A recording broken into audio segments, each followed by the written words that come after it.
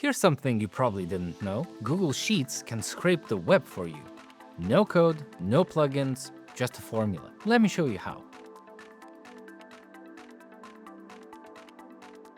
Two functions do most of the work. IMPORTHTML grabs entire tables, and IMPORTXML pulls out anything specific. By the end of this video, you'll have both running. Let's start with the first one. Say you want a table from a web page to appear in your sheet.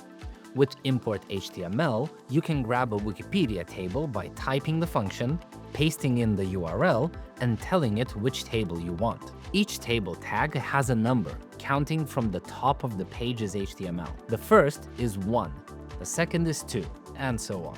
I want the second one, so that's what I type, and then I hit enter. The moment I do, the whole table drops into the sheet. Organized rows, neat columns, no copy and paste. Quick heads up.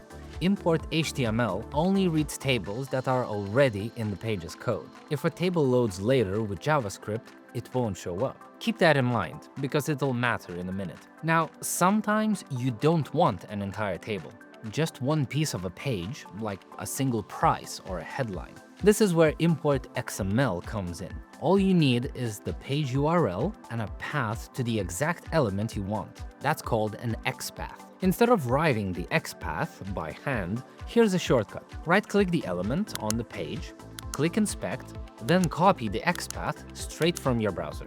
Let's pull a quote from a practice site. Paste the URL, drop in the already copied XPath, and press Enter. And there's the quote, right in front of you. XPath can do far more than this. And once you write your own, you can target almost any site. You can find the deeper guide and all the code from this video in the blog post linked below. Sheets has a few more import functions too. IMPORTFEED reads news feeds, IMPORTDATA pulls in CSV files, and IMPORTRANGE links one sheet to another. So Google Sheets is great for quick jobs, but it does hit a wall. You can't set custom headers or rotate IPs.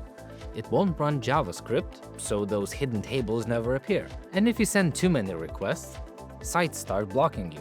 When you reach that point, our web scraping API picks up where Sheets stops. It renders JavaScript, handles CAPTCHAs, gets past blocks, and rotates proxies for you. You get clean data back, ready to drop into your sheet. And that's web scraping in Google Sheets. The full guide's in the description, with every import function and how AppScript can automate it. If this helped, subscribe for more web scraping tutorials. And I'll see you in the next one.